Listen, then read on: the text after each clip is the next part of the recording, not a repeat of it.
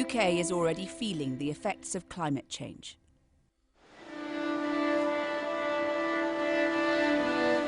It may have been an afterthought at the last election, but not anymore. This must be the climate election. The future won't get another chance. A new industrial revolution, a green industrial revolution. Now there are protests in the street and real political friction over what to do. You can have targets till the cows come home. We're doing an enormous amount, but we need clearly to do more.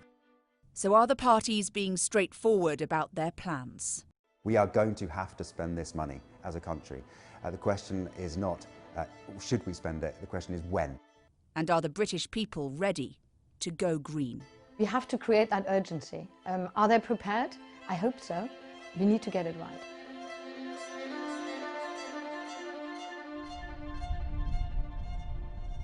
The road to Fish Lake, Doncaster, where just a few weeks ago a month's worth of rain fell in a day. For some, it's been a glimpse of a future shaped by extreme weather events, made worse by global warming. Climate change, when it happens in your own backyard, when it happens in your own sleepy village, you do sit up and take more of a notice. It hits home. It's very, very frightening, the thought of this starting to happen more regular. Volunteer Wendy Brownbridge has come to the same conclusion. I suppose you could have said I've been a bit complacent. My husband was born in this village and they always said it'd never flood. Not anymore. No, I can't say that anymore. No. Their concern reflects a national trend.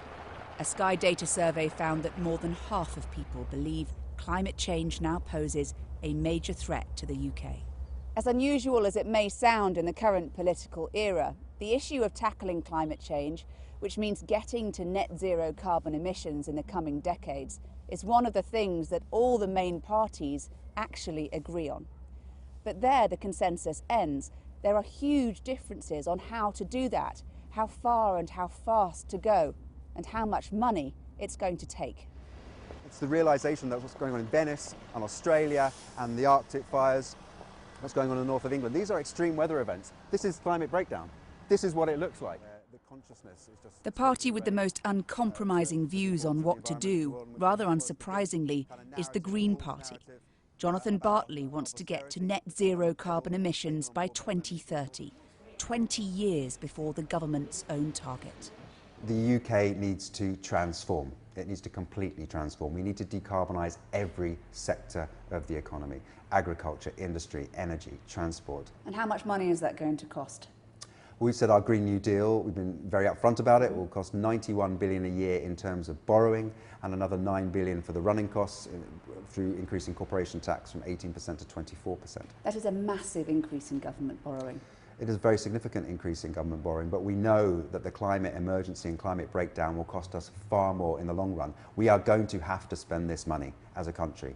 The question is not, should we spend it? The question is when. Others say it's irresponsible and will plunge this country into irrecoverable debt. What do you say to those accusations? I'd say, where's the hope? At the end of the Second World War, we were more in debt as a country, as a proportion of GDP, than we are today. Yet we set up the NHS, we set up the welfare state, we established a new social contract with people, we revolutionised the way our country lived. We can do the same thing today. There is a perception that actually it's easy for you to promise these things because the reality is you're never going to be in power. Is that true? Time and time and time again, we've set the agenda. We've been on the right side of history. Where Greens lead, others have followed. And I believe on this, they will also have to follow. There is no choice. Labour is promising a similar, radical, big spending approach. A green industrial revolution, targeting energy production, jobs, transport and more. Labour seems to be promising an awful lot here. Massive investment, hundreds of thousands of new well-paid jobs, billions in economic benefits, and no one left behind. It's wishful thinking that you can deliver all of that, isn't it? It's not wishful thinking because we've got the credible plans to back it up. If we don't take this action, not only will we be heading towards climate catastrophe, but we'll have missed the biggest opportunity we have seen in generations to transform our economy and usher in the next industrial revolution. The revolution includes an ambitious plan to retrofit nearly every UK home with energy-saving measures like insulation, better windows and heating systems.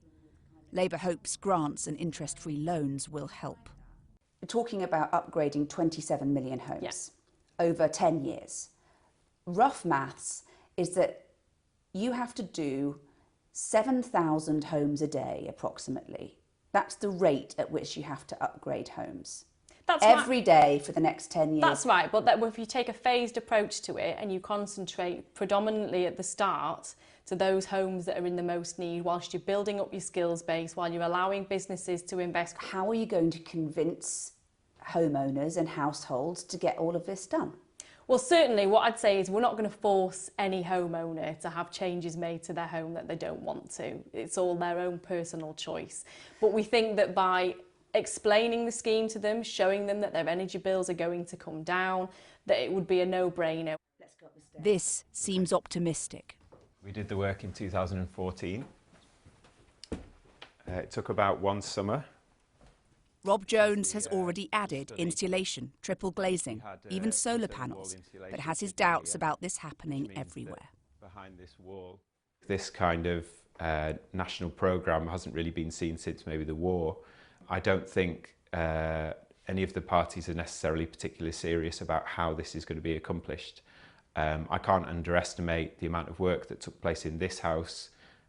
Replicating that for tens of millions of households across Britain is a serious task. I'm not sure many of the parties are very honest with the public about the impact of that, or about the fact that there isn't much of a choice, arguably. But there are other issues at play than just practicality. In the Northwest, for example, the attitude to going green is not a straightforward one. Manchester's mills and factories put this region at the centre of the Industrial Revolution, which helped kick-start global warming. And its voters have plenty to say about potentially being on the cusp of another great change. Whatever the rival parties say, voters know that transformation on this scale means sacrifice. We're in a position where money seems to be needed in every area of our country. NHS, education, you name it, we need money to be invested in the infrastructure. But I guess it's something that we seriously have to think about, because without a world to live in safely, what future have we got anyway? The next challenge is grasping what that future might mean, especially for those already struggling to get ahead. Is there any party that you would consider voting for on the basis of their climate policies? Yeah, Labour. Do you worry that as a steel worker, which is obviously quite a carbon-intensive job, that if we have a green industrial revolution, you might be left behind? Not thought that far ahead. Maybe I should. For others, there's a lingering sense that tackling climate change is an unfair attack on a precious heritage. Without Manchester in the 1860s and 1870s, would the world be where it is now? Why should we be punished as our little nation, if you want to call us, for what's happening now in the world? When you've got the likes of China and Russia, and they come to our country and say, oh, you can't have a light bulb on for more than 10 minutes because it's polluting the air. There are signs that climate change may emerge as a new political fault line in this country. 58% of those who voted Labour at the last election said it mattered a great deal that the party they support makes tackling the issue a priority, nearly double the number who voted Conservative. And of those who wanted to remain in Europe, it was over half who felt the same way, versus just over a quarter of Leave voters. For the Conservatives who are running on a Brexit platform, this means navigating fraught territory. Isn't the reality that your party has made this election about Brexit, and therefore it cannot really afford to fully concentrate and deliver on climate change pledges? No, I think it's the opposite. I think the only way we're going to get government focused properly, or Parliament focused properly on this gigantic challenge of the environment and climate, is by getting Brexit done. Otherwise, we're going to have a continued state of paralysis. The Prime Minister has declared vote blue, go green on a number of occasions. But when you dig into it, the criticism is that the party's record just doesn't stand up to that. There's been a moratorium, but not a ban on fracking. You've frozen fuel duty. You've banned onshore wind. You've ended subsidies for solar panels. There's been plenty of spending on new road building. Just let me finish this. There's going to be a third runway at Heathrow. So isn't it the case that actually when it comes to tackling climate change, your party is all talk and no action? I won't pretend that any government anywhere in the world is doing enough. At the scale of the challenge, I mean, if the science is right, and I believe it is, then we face an emergency. And I don't think the collective response of governments around the world, including ours, has been enough, and I would never pretend it is. I think we need to continuously do more.